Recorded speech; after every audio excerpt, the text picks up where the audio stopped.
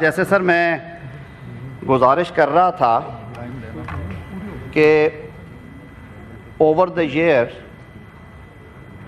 یہ بات مختلف طبقات کے حوالے سے اور مختلف سیگمنٹ سے آ رہی تھی کہ جو ججز کی اپوائنٹمنٹ کی کمیٹی ہے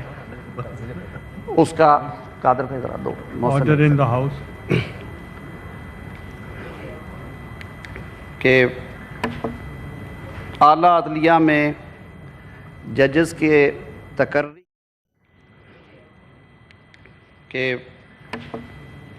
اعلیٰ عدلیہ میں ججز کے تقرری کے طریقہ کار کو 18ویں آئینی ترمیم کے ذریعے تبدیل کیا گیا اور اس میں پارلیمان نے بڑی محنت کے بعد اور بہت زیادہ غور و خوض کے بعد ایک ایسا طریقہ کار انٹروڈیوس کروایا جس میں اعلیٰ عدالتوں یعنی کہ ہائی کورٹس اور سپریم کورٹ اور فیڈرل شریعت کورٹ میں ججز کی تقرری کو شفاف بنایا جائے اور میرٹ بیسڈ ہو۔ اس کمیشن کی تشکیل اس طرح سے کی گئی کہ اس میں ریلیونٹ سٹیک ہولڈرز ہوں اور اس کے بعد وزیر اعظم اور صدر نے اپنا اختیار، چیف جسٹس اور 2 جج صاحبان تھے اور جس میں پاکستان بار کونسل کا نمائندہ تھا، جس میں وزیر قانون اور اٹارنی جنرل تھے۔ وہ ٹیکنیکل سائیڈ کے لوگ وہاں پہ کمیشن میں بیٹھ کے کینڈیڈیٹس کے کریڈینشلز کو سامنے رکھ کے بحث مباحثے کے بعد ان کی نامینیشنز کو فائنل کریں اور پھر وہ ریکمینڈ کریں ٹو دی پارلیمنٹری کمیٹی جس میں اپوزیشن اور ٹریری بینچز کو برابر کی نمائندگی دی گئی۔ جناب چیئرمین، اس پارلیمانی کمیٹی کو یہ اختیار دیا گیا تھا کہ وہ کسی نامینیشن کو واپس بھیج سکتی ہے، اس کو ریجیکٹ بھی کر سکتی ہے، لیکن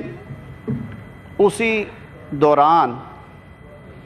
ایک درخواست دائر کروائی جاتی ہے سپریم کورٹ آف پاکستان میں اور وہ کیس ٹیک اپ کر لیا جاتا ہے۔ اس کنسنسس ڈاکومنٹ کو 18ویں ترمیم کو چیلنج کر دیا جاتا ہے اور ان پروسیڈنگز کے دوران یہ پیغام دیا جاتا ہے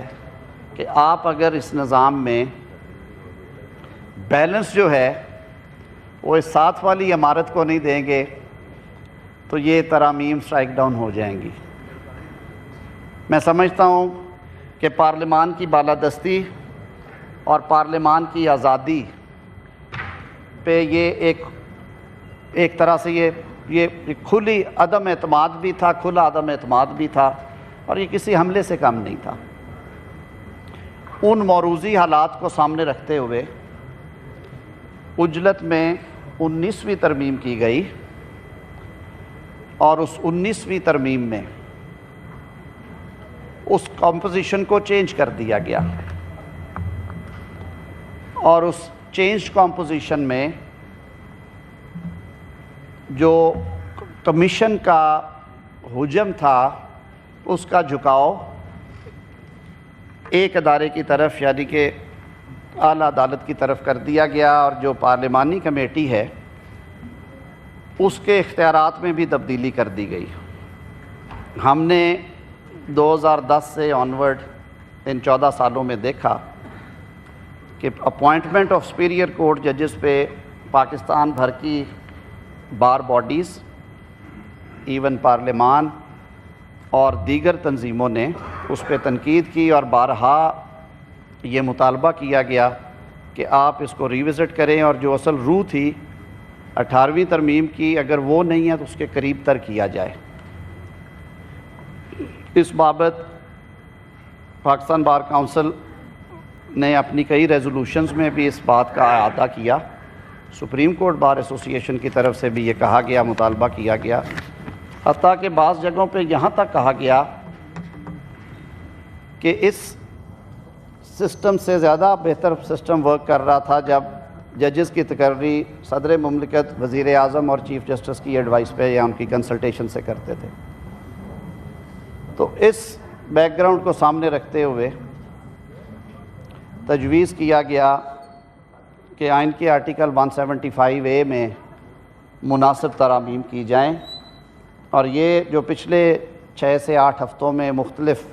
انگیجمنٹس ہوئیں، اس کے بعد اس کمیشن کی جو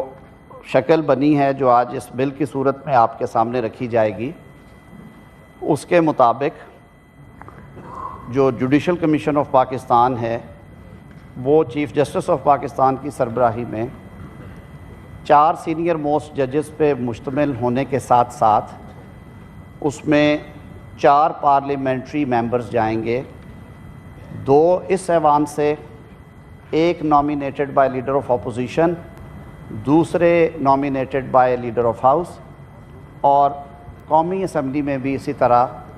1 نامینیشن لیڈر آف اپوزیشن کی اور 1 نامینیشن لیڈر آف ہاؤس کی طرف سے جائے گی۔